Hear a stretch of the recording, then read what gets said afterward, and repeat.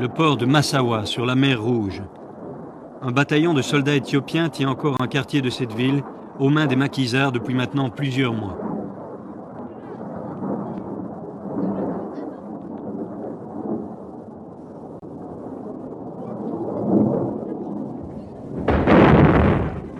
Six navires éthiopiens et soviétiques assurent le ravitaillement quotidien de leurs derniers bastions et pilonnent systématiquement les positions des Érythréens.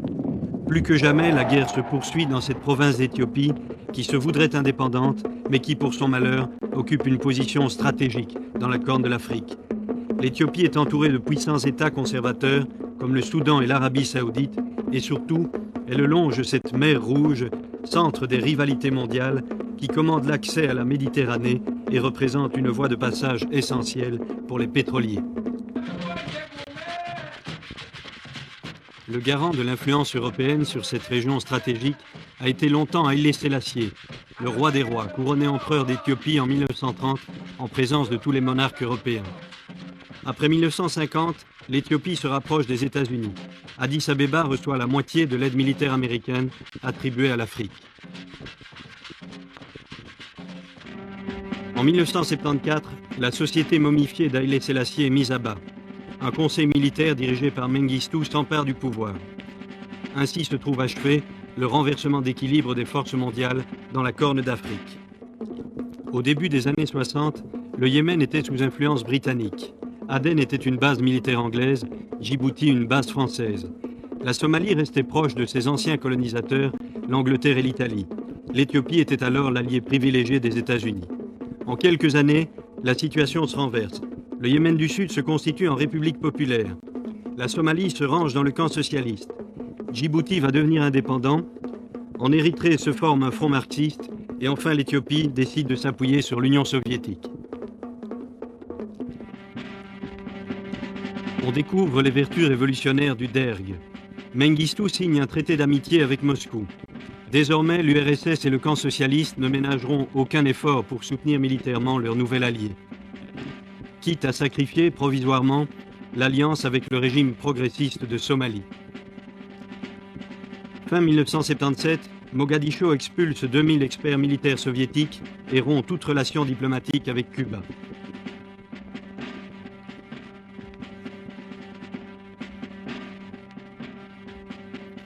Au centre du conflit, l'Ogaden, cette province éthiopienne peuplée de nomades somalis qui revendiquent leur autonomie. Après sa contre-offensive victorieuse en Ogaden, le Conseil militaire éthiopien s'apprête aujourd'hui à lancer une offensive similaire contre l'Érythrée, mais les jeux ne sont pas faits. Quelle leçon est-ce que l'IPLF tire de la victoire des Éthiopiens en Ogaden?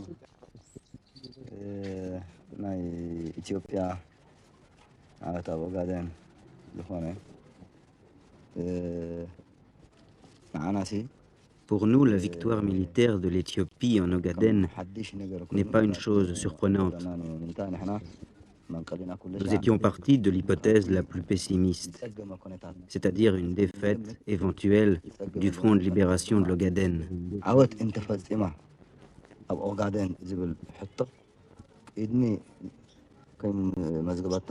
Notre peuple et nos combattants se sont donc préparés à cette éventualité depuis longtemps, en sachant qu'elle aurait bien sûr des répercussions en Érythrée.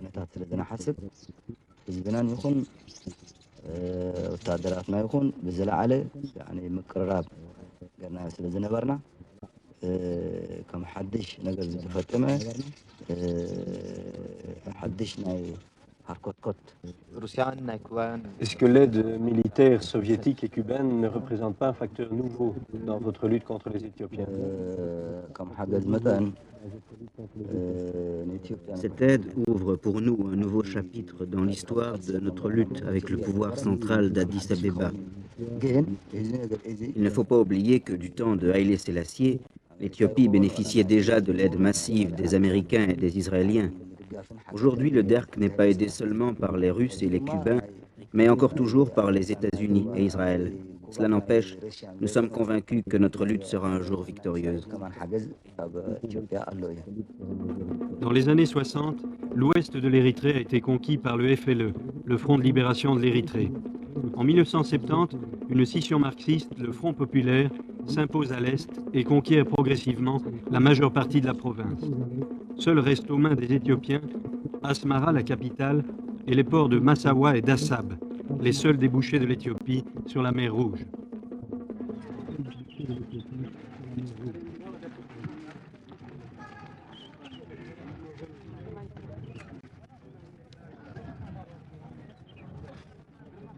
Les victoires successives du front lui ont valu une lourde charge, un contingent d'environ 8000 prisonniers éthiopiens. 2 milliers sont rassemblés à Faha, dans les vallées rocheuses du nord de l'Érythrée. Le Front populaire a aménagé dans ce cirque de collines difficilement accessible une immense base arrière qui s'étend sur une trentaine de kilomètres.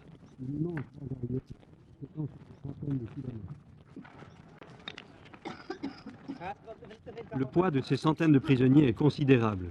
Les militants du front leur donnent une éducation politique et les alphabétisent. Beaucoup de ces prisonniers sont des paysans qui n'ont reçu qu'un entraînement militaire sommaire, avant d'être envoyés sur le front érythréen pour y combattre, croyait-il, les réactionnaires. La Croix-Rouge internationale a fait parvenir à l'Érythrée quelques milliers de colis. Les prisonniers sont réunis pour la distribution.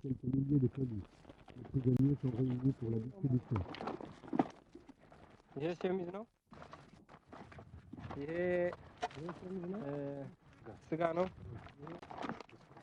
ይሄ ውስጥ ልብስ ከናቴራና ሙሳንቲ ነው። ይሄ ደግሞ አሳ ነው። ይሄ ደግሞ መድኃኒት ነው፣ የሚቀባ ነው።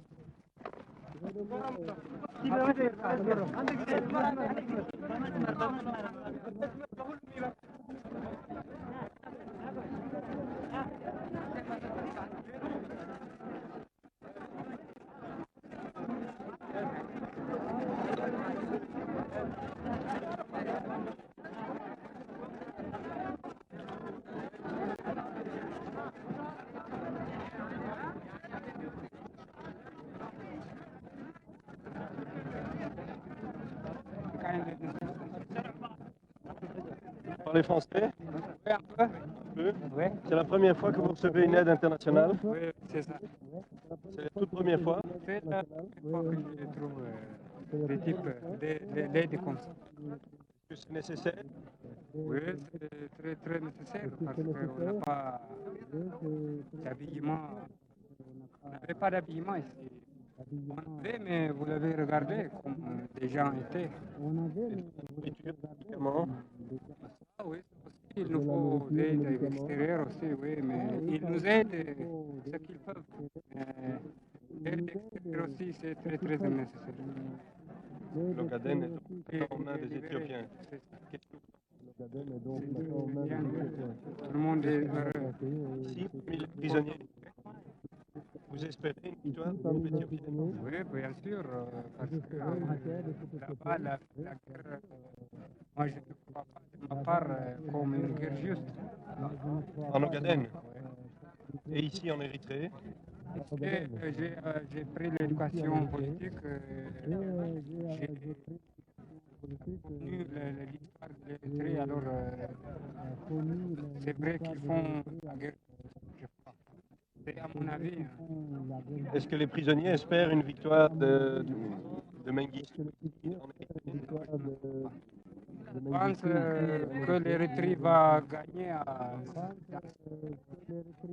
L'Union soviétique et l'aide des techniciens cubains? Je crois bien que oui.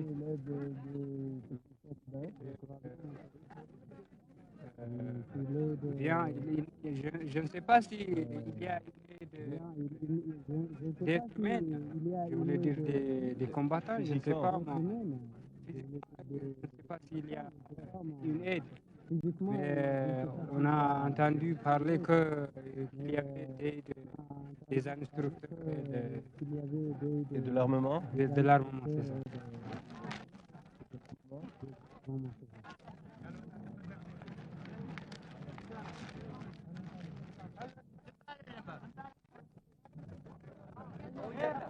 La plupart des prisonniers éthiopiens partagent cet avis nationaliste. Pour récupérer l'Ogaden était juste et nécessaire. Quant à l'Érythrée, c'est autre chose.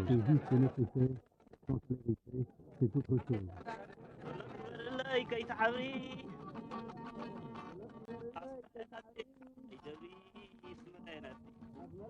Non loin de là, sous la terre et le rocher, un hôpital pour les combattants. Non loin de là, sous la terre et le rocher, opératoire. un hôpital pour les combattants blessés et plusieurs blocs opératoires.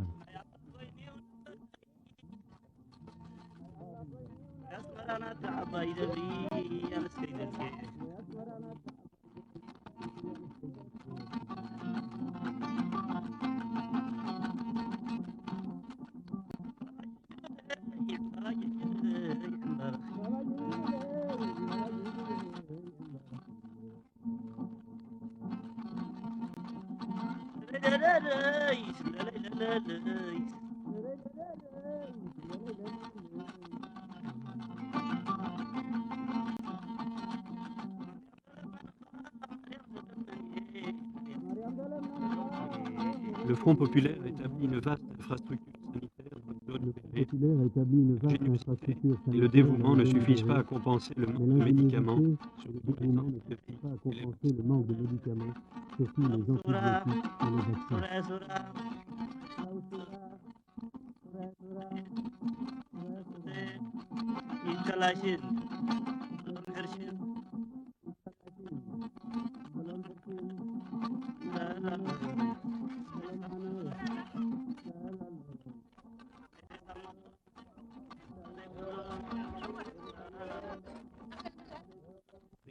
blessés, réfugiés civils. C'est la Prisonniers, triste rançon d'une blessés, guerre coloniale qui réfugiés dure depuis civils. 17 ans. C'est la triste rançon On d'une estime guerre à 700 coloniale 000 qui le dure nombre depuis de 17 personnes ans. déplacées en Érythrée, On estime soit à 500 un 000 le sixième de la nombre de personnes population. déplacées en Érythrée, soit un sixième de Vers la le maquisard population. sont régulièrement bombardés par les Les MiG villes libérées éthiopiens. par les maquisards sont régulièrement bombardées par les MiG éthiopiens. Les réfugiés sont situés au Soudan, mais certains, comme Beaucoup de Afar, camps de réfugiés sont situés organisés au par le Soudan, front. mais certains, Il a comme toujours Afar, réfugiés sont le organisés nourriture par le front. à base de Bien sorgho. sûr, aux réfugiés, Il veille à une nourriture l'éducation des frugale, enfants et des à base de adultes. sorgho. Ils veillent à l'éducation des enfants et des adultes.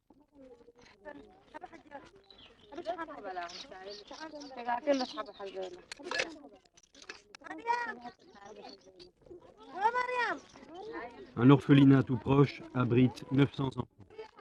Celui-là tout proche, 900 enfants.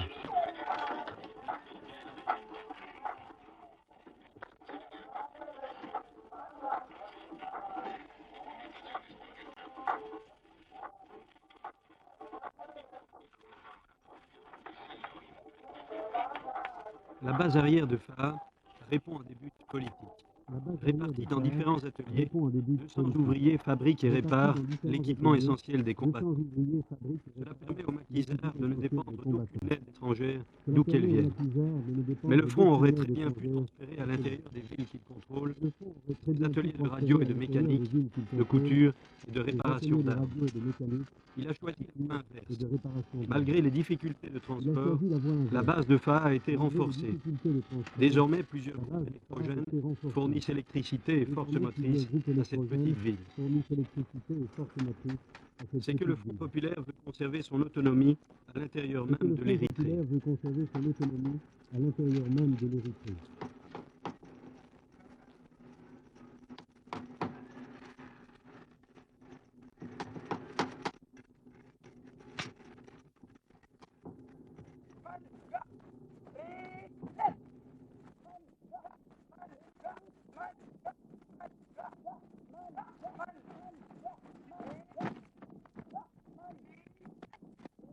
Dans ces montagnes reculées, le Front veut forger parmi ses Dans militants ces montagnes un nouveau reculées, style de vie le athlétique, Front veut forger parmi ses discipline militants communautaire un et des nouveau rapports style de vie égalitaires athlétique, hommes-femmes. une discipline Dans cet communautaire et esprit, des rapports le camp égalitaires d'entraînement entre en les politique femmes. militaire des jeunes Dans cet recrues de esprit, 14 à le 17 camp ans d'entraînement en politique et s'intitule Camp militaire Zéro. des jeunes recrues de Et 14 dans à les 17 ateliers ans du front, en s'intitule prévision Camp de la fin Zéro. de la guerre, ces Dans les adolescents ateliers du apprennent un front, métier. en prévision de la fin de la guerre, ces adolescents apprennent un métier.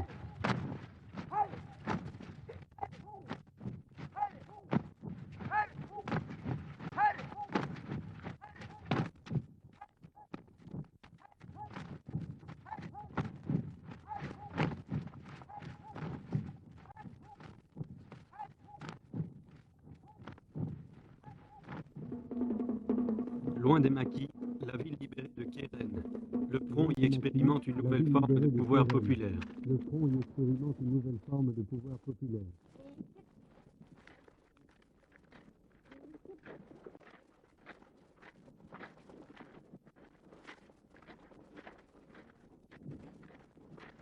Sur la citadelle qui domine Keren, le drapeau du Front Sur populaire la citadelle fut qui bien domine haut. Keren, le drapeau Ce du Front fort avait populaire acquis la fleuve réputation depuis d'être toujours. invulnérable, car en Ce fort avait 1941, acquis la les réputation Britanniques d'être avaient mis le invulnérable, franc, car en chassé la garnison 1941, italienne. les Britanniques Les avaient mis maquisards ont deux mis mois 3 à jours à chasser s'en la garnison emparer, italienne. alternant les tirs de Les mortier maquisards ont mis et 3 les jours à assauts s'en par emparer, alternant les tirs de L'ampleur de ce mortier et succès, les assauts 2000 par balle. prisonniers éthiopiens, a L'ampleur valu de au ce front un succès, prestige 2000 prisonniers éthiopiens, a valu au front un au pied du prestige corps, considérable dans les toutes les débris de régions. l'hôpital de Keren. Au pied du corps, les L'acharnement du débris de combat l'hôpital de est encore Keren. visible. L'acharnement des combats est encore visible.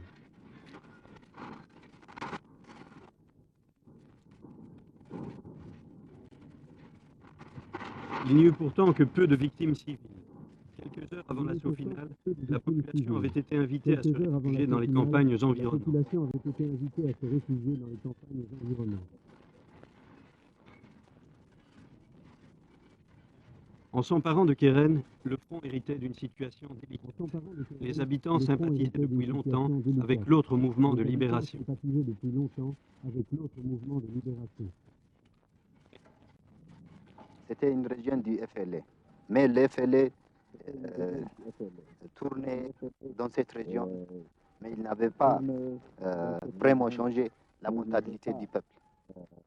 Ce que les FLA faisaient dans cette région, par exemple, si on donne à un homme un poisson, on le nourrit un jour.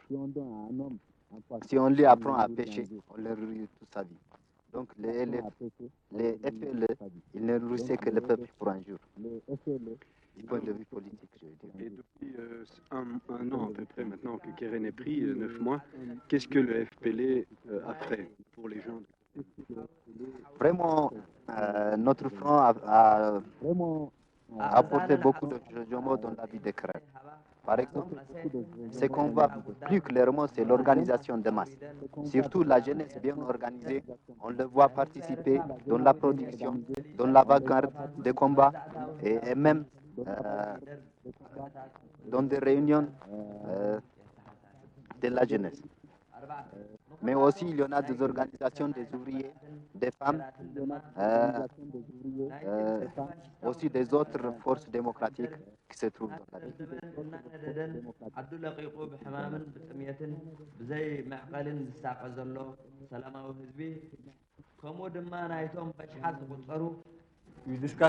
Habituellement, nous assistons à des meetings pour discuter de notre instruction politique et nous faisons de la critique et de l'autocritique. Nous essayons aussi de résoudre les problèmes des nôtres, les problèmes de nos étudiants. Nous allons dans les différents quartiers de Keren, nous nettoyons, nous reconstruisons les maisons, nous construisons aussi des routes, nous faisons des choses comme celle-là.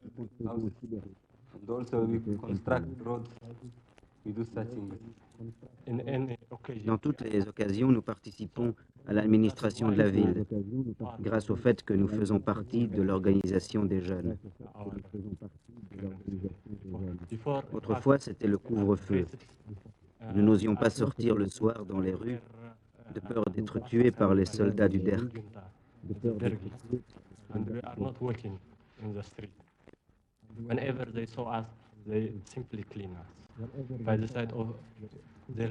Pour les femmes, les risques étaient encore bien plus grands. Elles vivaient cloîtrées de peur d'être agressées. Nous vivions tous réellement dans l'angoisse et la crainte. C'est pourquoi nous sommes à présent enthousiastes. On trouve qu'on a beaucoup de chance.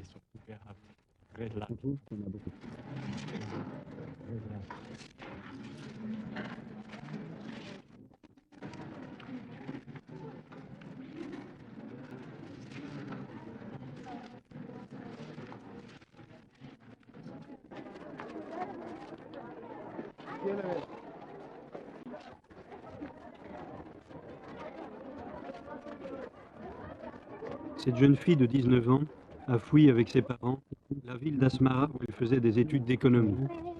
À présent, elle espère trouver un travail dans la mécanique.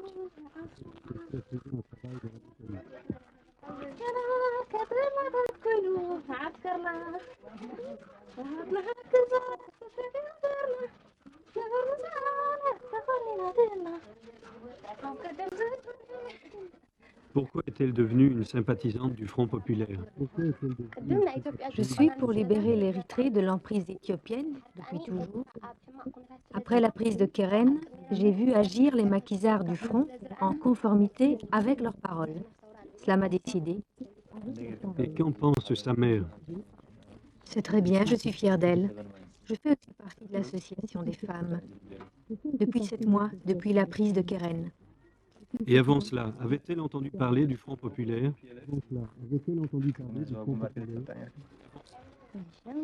Avant, nous ne connaissions pas le Front populaire. Il était plus au nord, mais maintenant qu'il est là, on peut voir ce qu'il fait et ce qu'il est.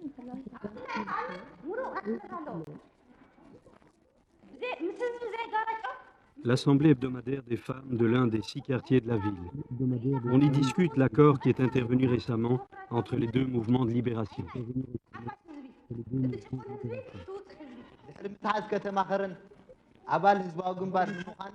Est-ce qu'une femme pourrait m'expliquer pourquoi elle a rejoint l'IPLF après la prise de Keren?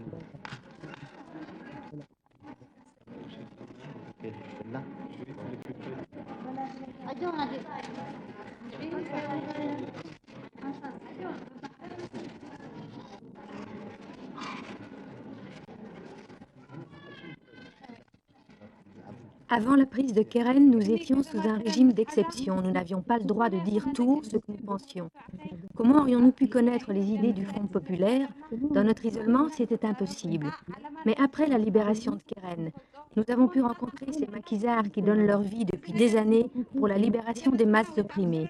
Ils nous ont invités à sortir de nos maisons, de notre milieu. Ils nous ont expliqué leur but, leur idéologie, pourquoi une lutte si prolongée et quelle sorte de gouvernement ils veulent établir en Érythrée. Au centre de Keren, le cinéma Imperial ne désemplit pas. Il est devenu le lieu de toutes les réunions publiques. Une fraction encore minime de la population s'y regroupe. L'association des travailleurs écoute un communiqué. On y recommande aux pays socialistes qui aident militairement le gouvernement éthiopien de revenir dans le droit chemin.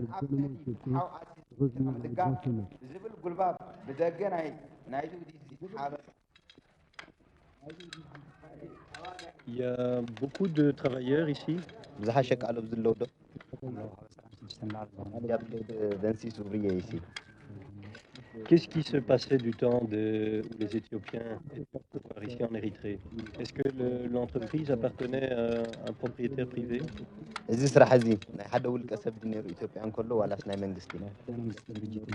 Il appartenait au gouvernement. Est-ce que les ouvriers avaient le droit de former un syndicat? Ils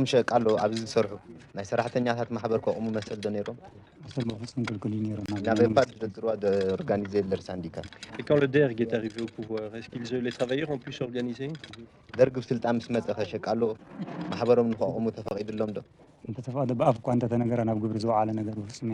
C'est une liberté de parole, mais on ne l'a pas vu en pratique. Est-ce qu'il y avait des membres de l'IPLF clandestins parmi les travailleurs?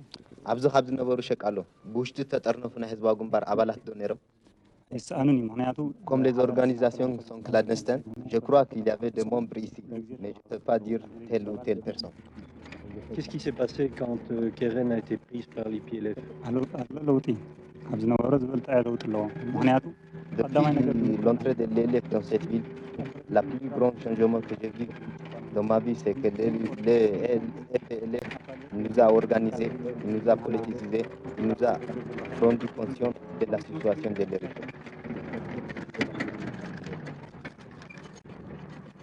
Vraiment, jusqu'à maintenant, on est en train d'organiser le peuple. Donc, ces organisations, ça appartient à différentes classes. Chaque classe a son organisation. On organise les petits bourgeois par leur classe des métiers. Donc, l'avenir de Keren, ça sera vraiment démocratique d'après les résultats qu'on est en train d'avoir.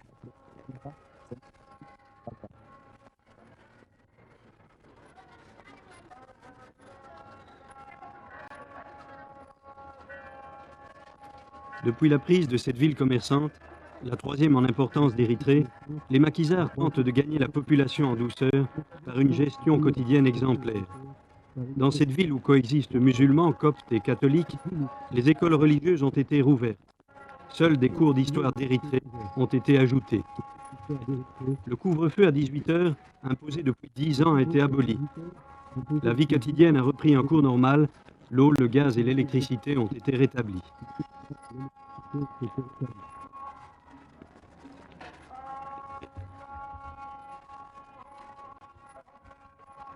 En 1976, Keren avait déjà vécu dans la fièvre la révolution venue d'Addis Abeba. Les usines, les terres et les maisons ont été nationalisées, des comités de quartier, les Kébélés, hâtivement formés. Depuis, le front a gardé sous son contrôle tout ce qui était nationalisé, mais les Kébélés ont été dissous.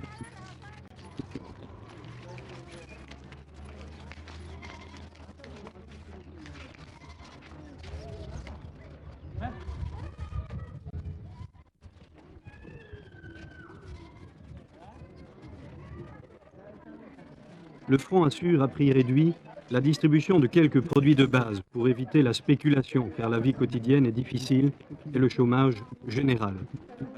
Mais les maquisards se sont bien gardés de toucher au petit commerce. Ils se sont contentés de limiter la marge bénéficiaire à 10%.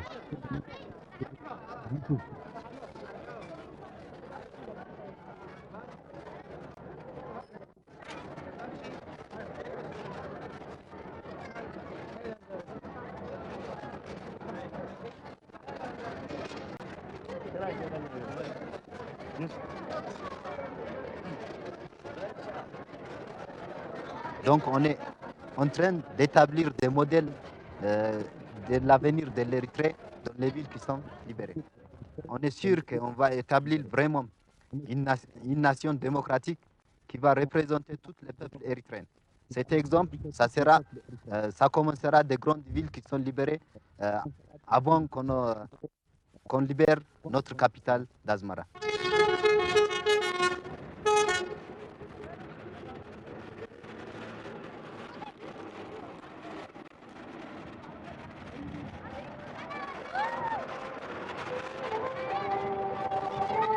À la tombée du jour, plusieurs autobus affrétés par le Front populaire quittent quotidiennement Keren, chargés de civils et de marchandises. Direction Asmara, la capitale de l'Érythrée, toujours aux mains des Éthiopiens. À quelques kilomètres du but, les passagers seront débarqués. Ils poursuivront leur route nocturne à pied et pénétreront clandestinement dans la capitale assiégée qui manque de légumes, de fruits et de viande. Les maquisards contrôlent ainsi la vie économique jusque dans les derniers bastions éthiopiens.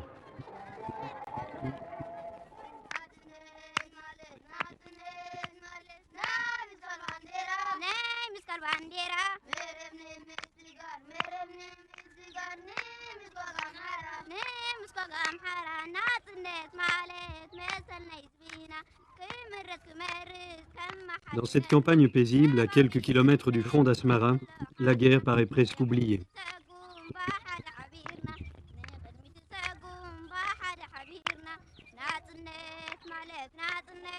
À l'inverse de la politique agraire radicale du derg éthiopien, et contrairement à l'autre mouvement de libération qui ne fait pas de réforme agraire, le Front populaire tente de remettre en vigueur les structures communautaires qui existaient autrefois au niveau des villages.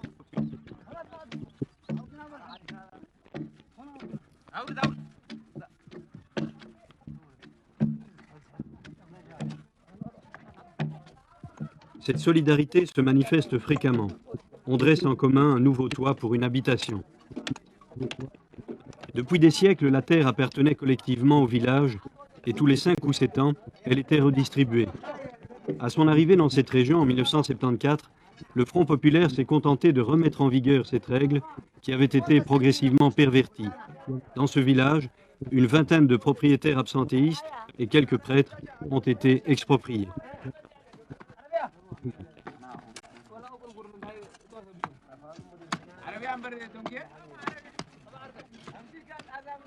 On construit ici une salle de réunion souterraine qui pourra aussi abriter la population des fréquentes attaques aériennes.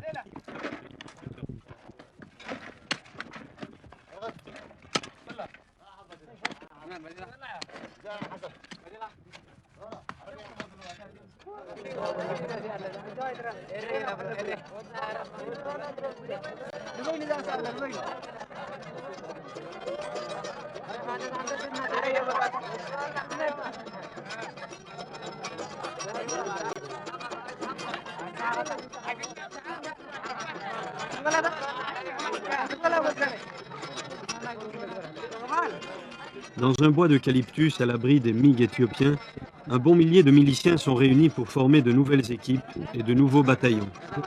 Ces paysans soldats proviennent d'une vingtaine de villages autour d'Asmara. Ils sont organisés par groupes de 10 ou 15.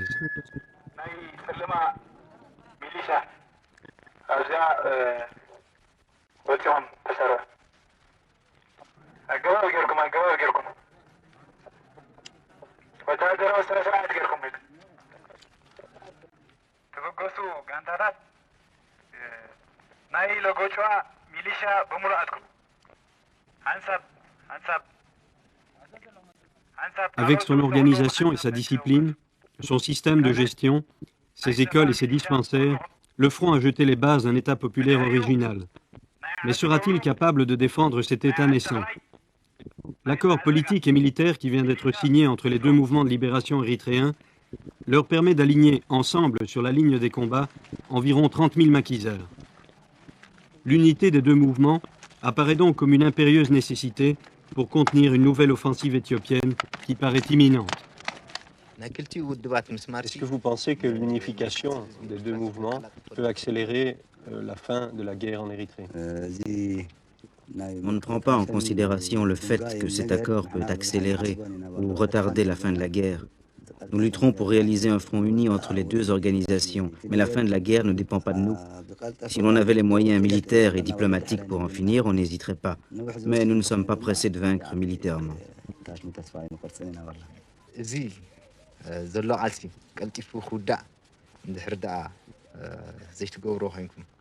Si ce n'est pas la fin de la guerre qui compte pour vous, qu'est-ce qui compte alors?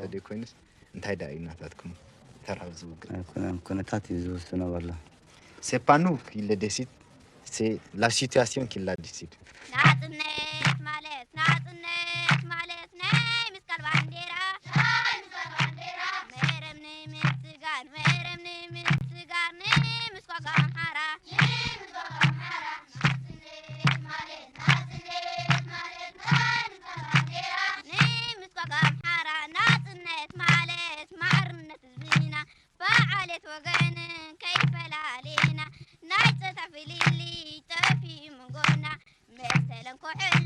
Les enfants construisent de nouvelles écoles. Le temps joue en faveur des maquisards. La population leur est acquise. Il est peu probable que l'Éthiopie seule parvienne désormais à renverser cette révolution authentique, à moins bien sûr que de puissants États ne l'y aident.